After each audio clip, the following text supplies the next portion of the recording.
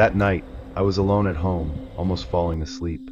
The house was silent, only the occasional sound of the refrigerator turning on, and the wind beating lightly against the windows.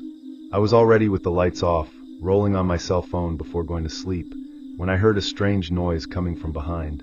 It was a soft, metallic sound, which was not part of the house's routine. It took me a few seconds to process that it looked like the kitchen doorknob being turned slowly, as if someone tried to open it without making noise. At first, I thought I might have imagined, but seconds later, the sound was repeated. This time sharper, the metal turning slowly, as if someone was testing the resistance of the lock. The heart accelerated immediately, and I was paralyzed in bed, trying to decide if I should get up or simply pretend I hadn't heard anything. The problem is that the feeling was clear. Someone was moving the door. I got up the courage and went down slowly, with the lights off, only illuminating with the cell phone's flashlight. The floor creaked under my feet, and I tried to control my breathing so as not to attract attention. When I got to the kitchen, I stood still, listening. The sound had stopped, but I noticed something that made me even colder. On the door frame, near the lock, there were new scratches, as if someone had used a tool to try to force. I approached slowly, almost in disbelief. I ran my hand through the scratches and felt that they were recent, the rough edges, as if they had been made minutes before. It wasn't something old. It was at that moment that I realized someone had been there trying to get in while I was alone at home. The feeling of vulnerability took over, and I stood still in the middle of the kitchen, with the dim light of the cell phone shaking in my hand. The most frightening thing was the silence that came after. I looked through the glass window of the door, but outside I only saw darkness. The backyard seemed even bigger at that time, and each shadow seemed to me a possible hiding place.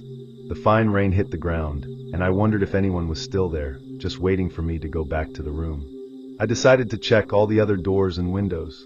I went through the living room, then through the hallway, trying to make sure they were locked. Everything seemed in order, but my body didn't relax. I knew what I had heard, and the marks were there to prove it. When I returned to the kitchen, I did something that maybe wasn't the best idea. I leaned my ear against the door, trying to catch any sound from outside. At first, nothing, only the rain. But after a few seconds, I swear I heard light steps moving away from the wet grass. It was as if someone had noticed that I was on the other side and decided to retreat. The stomach turned, and I felt a chill run down my spine. I was alone, without a gun, not knowing whether to call the police or stay quiet so as not to draw attention. I picked up the phone and dialed the police number, but before pressing to call, I was frozen by the doubt. What if it was just my imagination? What if I ended up looking paranoid? I stood there, with my cell phone in my hand, staring at the doorknob, as if it was going to move again at any moment. That night was the longest of my life. I couldn't sleep. I stayed on the sofa in the living room, with all the lights on, waiting for some sign that I was safe. With each snap of the wood or noise of the wind, my body reacted as if it were someone trying to enter again. I just wanted it to dawn. The next morning, I went down to check the door with daylight. The scratches were even more evident, impossible to ignore. I called a friend who understands security, and he confirmed. That was done by a tool, probably a screwdriver or something similar. It wasn't natural wear. Since then, I have installed cameras and reinforced locks. But the worst part is that I never found out who was trying to get in that night. I've never seen anyone. I've never had an answer. I only remembered the sound of the handle turning, and the marks that proved that it wasn't something in my head. To this day, when I close my eyes to sleep, I still hear that metallic click echoing in the silence. And I wonder, what if I hadn't locked the door that night? Story 2. That night started like any other. I had gone to bed earlier, because I was exhausted after a long day of work. The house was silent, only the sound of the fine rain hitting my bedroom window.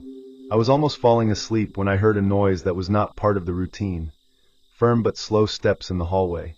I suddenly opened my eyes and stood still, trying to distinguish if it was really that or just my mind playing tricks. At first, I thought it was my brother, since sometimes he arrived late without telling me. But it only took me a few seconds to remember that he had traveled and wouldn't be back for 2 days. This memory made me freeze immediately. The heart accelerated, and I was in absolute silence, paying attention to the sound. They were sharp, heavy steps, as if someone was walking slowly from one side to the other in the corridor. I took a deep breath, took my cell phone from the bedside and turned on the screen, but I didn't turn on the flashlight. I thought about calling someone, but I didn't want to look hysterical if I was wrong. So, I took courage and opened the bedroom door just a crack, trying to see without making noise. What I saw paralyzed me. There was a man standing in the hallway, with his back to me, completely motionless, staring at the door of my room. The scene seemed so surreal that, for a few seconds, I was trying to rationalize it. Maybe it was some reflection, maybe I was daydreaming. But it wasn't. I saw his silhouette clearly under the dim light that came from the bathroom window at the end of the corridor. He didn't move, didn't make any sound, he just stayed there, standing still, as if he was waiting for some reaction from me. My first instinct was to close the door carefully and lock it, but something in me couldn't look away. I wanted to confirm what I was seeing, but I also knew that it left me exposed. I kept the minimum crack open and noticed a detail that made me shudder even more. He didn't seem to carry anything, neither suitcase nor object. He was just standing, with his hands next to his body, completely quiet. I closed the door slowly, touched it, but I couldn't lock it because the lock had been broken for months. I pushed a chair against the handle, in an attempt to create some barrier. I sat on the bed, my cell phone shaking in my hand, wondering if I should call the police. The problem is that I didn't know how to explain. There's a man standing in the hallway of my house, but I don't know who he is or how he got in. I decided to wait a few seconds, trying to listen. The silence took over again, which was even more disturbing. Was he still there? I took courage again and touched my ear to the door. The corridor seemed quiet, but then I heard a slight creak, as if someone had taken a step back. It was enough for me to retreat, with my heart beating around my neck. With each passing minute, the tension increased. I was paralyzed, trying to decide whether to call the police or stay in absolute silence so as not to attract attention. With every shadow that the headlight of some car projected through the window, I shrank more in bed. I spent what seemed like hours like this, waiting for any sign of movement on the other side. When I finally gathered courage, I took the chair out of the door and suddenly opened it, hoping to surprise whoever was there. But the corridor was empty. The air was cold, and the only thing I saw was the darkness filling the space. I walked slowly to the end, turning on the lights as it passed, but there was no one. Still, there was a strange feeling in the air, as if there was someone there until seconds before. I checked all the windows and doors of the house, but they were all locked from the inside. There was no sign of burglary. What shocked me was the clarity of the image I had seen. It wasn't shadow, it wasn't imagination. I had really seen someone in the hallway. I went back to the room, but I couldn't sleep for the rest of the night. I had my cell phone in my hand, lying on my side, staring at the door. With every little snap of the wood, my whole body got goosebumps. When the sun finally rose, I got out of bed exhausted, as if I had run a marathon. I spent the day trying to rationalize. Was it a lucid dream? Was I so tired that my mind created that? But the memory was too clear, the details were very clear. It wasn't like a dream, it was real. The weight of that motionless silhouette, the feeling of being observed, all that was engraved in me. Since that night, I started locking all the doors with reinforced keys, and even put cameras in the hallway. I've never seen anything else, but sometimes, when the silence of the dawn takes over, I swear I can hear slow footsteps in the hallway, just like that night. And to this day, what torments me the most is to think, who was that man and how did he get in? Were you there by chance, or do you still intend to come back? Story 3. I will never forget that night. It was late, maybe around midnight, and I was alone at home. The hunger hit, and I decided to prepare a quick snack before going to bed. While I was picking up the things in the kitchen, I heard a dry and loud noise of shattering glass. For a second, I thought it was the neighbor's TV or some object falling, but the sound had come from right there, from inside my house. The heart shot immediately, and the first reaction was to freeze, trying to understand what was happening. When I turned to the kitchen window, I felt such a strong chill that I almost ran out of air. The glass was broken, and the window open, even though I knew that I had closed all the windows before lying on the couch. On the floor, right in the center of the kitchen, there was a shoe soaked in water. There was no one around, but that detail was enough for me to realize that someone had just entered. The feeling of being watched made me tremble, but I tried to keep absolute silence. I took a few steps back, with my hand on my cell phone, but I didn't call the police right away because I wanted to make sure it wasn't just some strange accident. The house seemed quiet, but the air was heavy, as if there was something out of place. It was then that I realized another detail. The access staircase to the attic, which was always retracted, was lowered. That made my stomach turn. I hadn't moved the stairs. The desire was to run out the front door, but part of me didn't want to believe that there was someone upstairs. I took a deep breath, took a knife that was in the sink, and started walking slowly down the corridor. Each step seemed to echo like a shot inside my head.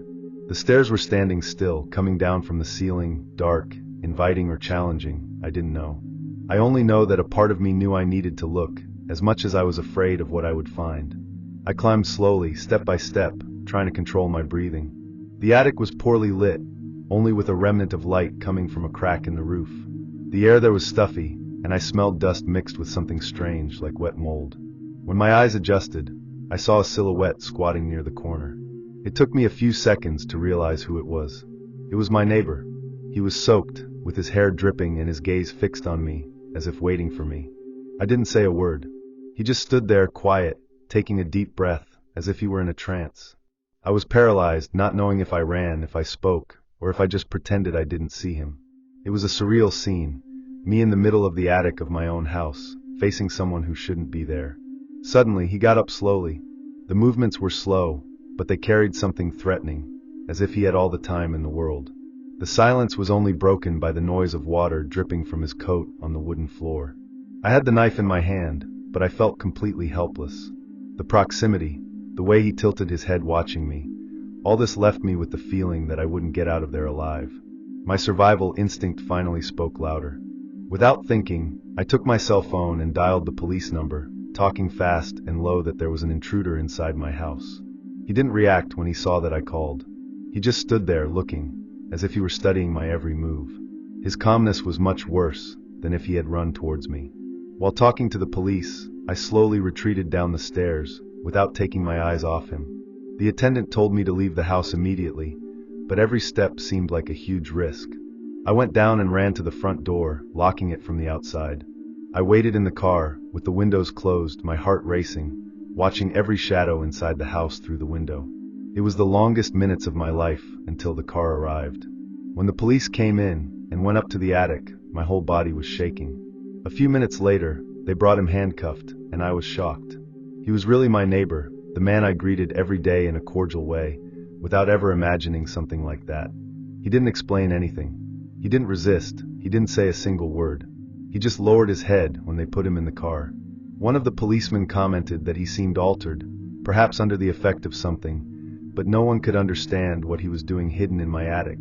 The wet shoe, the broken glass, everything seemed so absurd that to this day I can't connect the dots.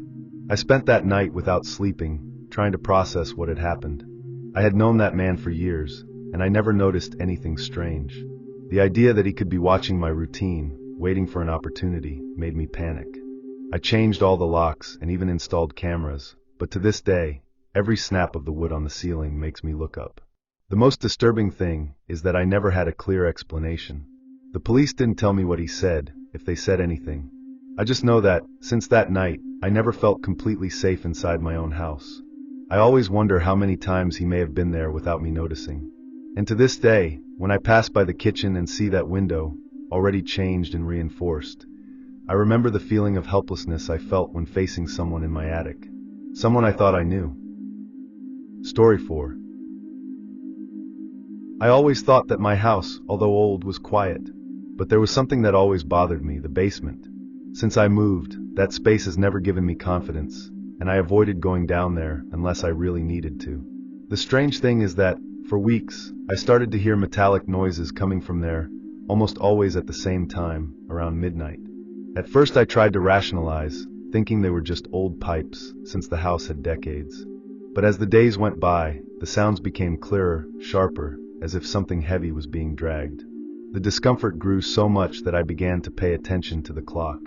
Almost always, when it approached midnight, I was already on alert, waiting for the noise to start. And he never failed.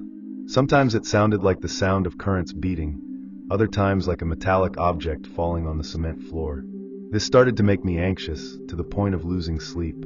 I lived alone and always thought I was safe, but this night routine began to erode my peace. Even so, I postponed the confrontation. I avoided going down so as not to come across something I might not want to see. Until one night I decided to face it. It no longer made sense to live in that constant tension. I went down the stairs with a flashlight in my hand, feeling my heart shoot with each step. The air in the basement was heavy, humid, and had a smell of wet earth that I had never felt so intensely before. As soon as I lit up the corner next to the window, my eyes locked. There was a chair positioned exactly below it. It wasn't something I had put there. The position was too clear, as if it had been used as support. That's when I noticed the mud on the floor. Dark puddles and recent shoe marks were scattered right around the chair. The cement floor was cold and hard, but there was no denying it. Someone had entered there. The window, which I swore to always keep locked, was just leaning. That made me freeze inside. The feeling was that not only had someone been inside my house, but that maybe they could still be. I squeezed the flashlight hard, illuminating every corner, hoping to see some shadow move. The silence was so deep that the sound of my breathing seemed to echo against the walls. I looked back several times, fearing that someone would suddenly appear. The most disturbing detail is that there were no signs of burglary. It seemed that the person always went in and out carefully, without haste, as if he knew my schedules. I ran back upstairs, locking the basement door, but sleeping that night was impossible. I was lying with my cell phone in my hand, thinking about calling the police, but at the same time without the courage to say out loud that someone probably entered my basement. It was a mixture of fear and disbelief. Was I going crazy? Could someone really have used that space without me noticing? The next day, I tried to convince myself that it was just something in my head. But when I went down in the morning, the chair was still there, exactly in the same position, and the mud still seemed fresh. I started thinking about all the previous nights when I heard the metallic sounds. If the person always came in at the same time, what else did they do inside? What were you looking for? The idea that someone could have watched me while I was sleeping made me sick. I decided to install new locks and even improvised metal bars in the basement window. But as much as I reinforced security, the fear did not go away. In the following nights, the noises didn't come back. What should be a relief, in fact, made me even more nervous. Did the person realize that I had found out? Was he just waiting for the right moment to come back? I began to avoid sleeping in the room and began to lie down on the sofa in the living room, from where I had a view of the basement door. I spent whole nights awake, listening to any minimal noise. Each crash of the wood seemed like a threat. Every wind beat against the window made me freeze. The tiredness accumulated, but I couldn't relax. It was like living in constant alert. I told some friends, and the reaction was always the same. They laughed, they said I was paranoid, that old houses make noises. But none of them saw with their own eyes the mud marks, the chair, the open window. This detail was hammering in my head. If I had let that pass, the person would probably have continued to enter. Who knows until today? The strangest thing is that I never found anything stolen. Nothing out of place besides the chair and the mud.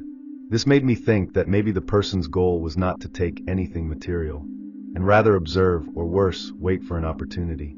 This is the part that really torments me.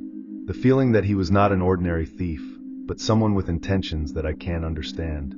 It's been months since that day, and I never heard the sounds in the basement again. But to this day, when I hear some metallic noise, I feel my whole body stop. And even if I try to move on, I can't erase from my head the image of that chair under the window and the mud marks on the floor. I know someone was there. I just don't know how many times, or if one day it will come back. Story 5. I never paid much attention to the backyard of my house. It was a simple space, surrounded by a wooden fence already a little old, where I left some tools and plants. One night, while closing the curtains in the living room before going to bed, I saw something that left me in doubt if my eyes weren't playing a trick. Outside, standing right in the middle of the backyard, there was what seemed to be a silhouette. For a second, I thought it was just a reflection of the street, or even a shadow of the trees with the lighting of the pole.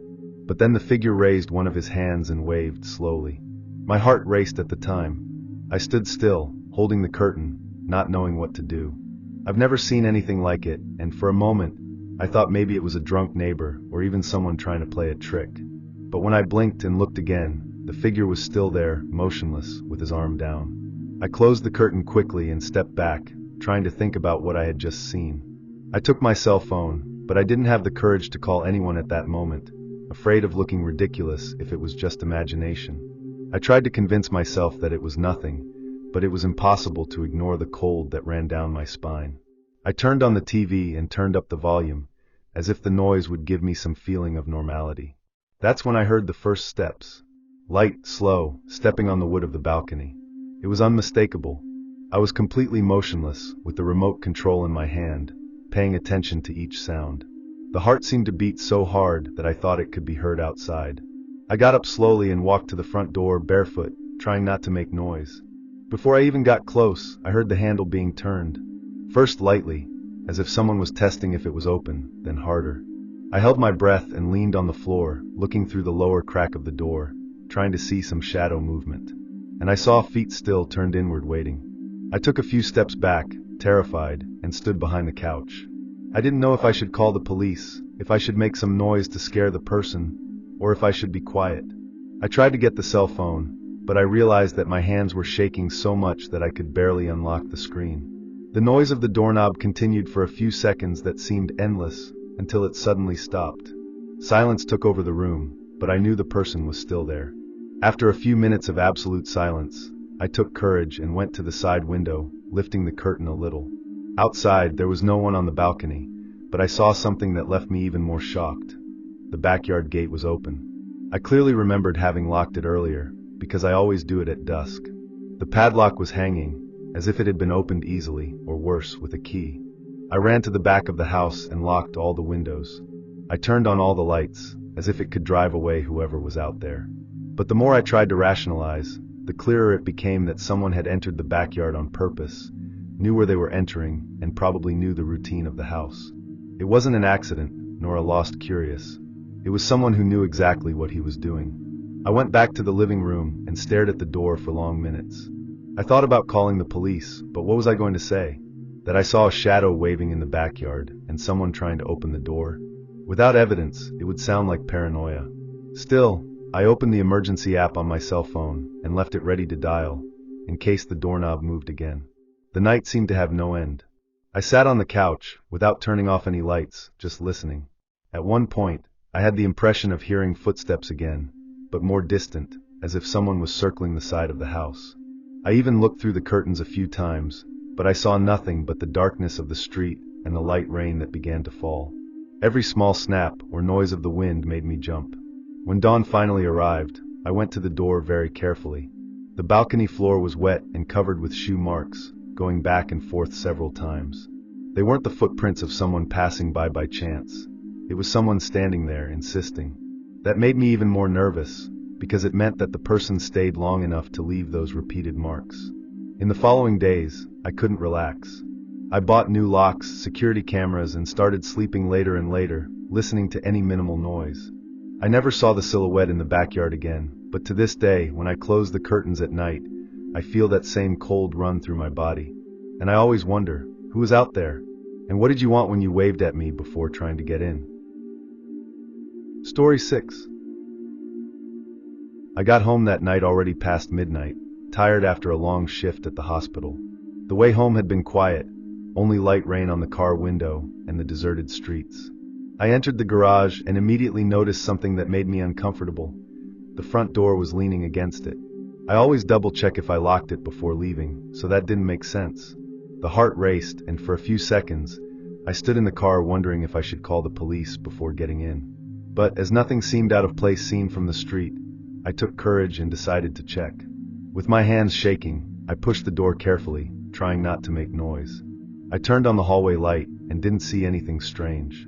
The living room was exactly as I left it in the morning, with the remote control on the sofa and a cup of coffee forgotten on the table. I walked to the kitchen, also normal, the chairs lined up, the sink empty. Everything seemed too calm, and that only increased my nervousness. The feeling that I was invading my own house made me nauseous. I went up the stairs slowly, each step creaking under my feet as if denouncing my presence. I first looked at the guest room, spotless as always. Then the bathroom, dry and with no signs of use. Finally, I got to my room. The curtains were closed, the bed made, nothing out of place. I breathed a sigh of relief for a few seconds, almost convinced that maybe I had really forgotten the door. It was then that I noticed something that froze my whole body. The closet door was ajar. That didn't make sense. I never leave the closet open. It's my habit to lock it whenever I leave the room. I took 2 hesitant steps, trying to convince myself that maybe I had forgotten. But when I approached, a detail ended any logical explanation. Inside, I could hear a breath. It wasn't the sound of the house, it wasn't the wind. It was someone breathing deep and rhythmic in there. I retreated immediately, with my heart pounding in my chest. The first reaction was to run away, but my legs seemed to be stuck on the floor. The breathing inside the closet continued, and for a moment it even seemed to accelerate, as if the person inside had realized that I had noticed. I ran to the dresser and took the cell phone, trembling hands, while keeping my eyes fixed on that dark crack. I entered the police number, but I couldn't press to call. I was afraid of the noise of my voice denouncing that I was still inside the room. I decided to go down the stairs in silence, every step carefully controlled. My mind tried to find explanations. Maybe it was imagination, maybe it was echo, but deep down I knew it wasn't. The breathing was real. When I got to the living room, I turned on all the lights and hid behind the couch, with my cell phone in my hand, ready to dial. That's when I heard slow steps coming down from the room. Someone was upstairs, and now they knew I was running away. I pressed my cell phone against my ear and finally dialed the police, whispering my address and asking them to come quickly. While I was talking, the sound of footsteps stopped, as if the person had frozen when they heard me.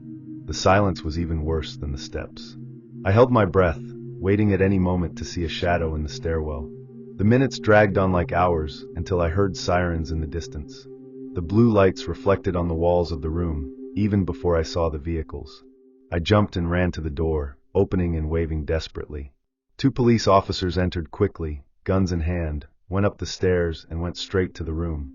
I stayed in the room, shaking, while one of the agents tried to calm me down. Minutes later, they came down saying that there was no one upstairs. I couldn't believe it. I knew what I had heard. I went up with them again, and there it was, the closet door now completely open.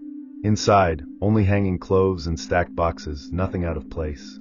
But when I pointed to the ground, one of the police officers lit up with the flashlight and clearly saw wet shoe marks, different from mine. They couldn't deny that there was someone in there before they arrived.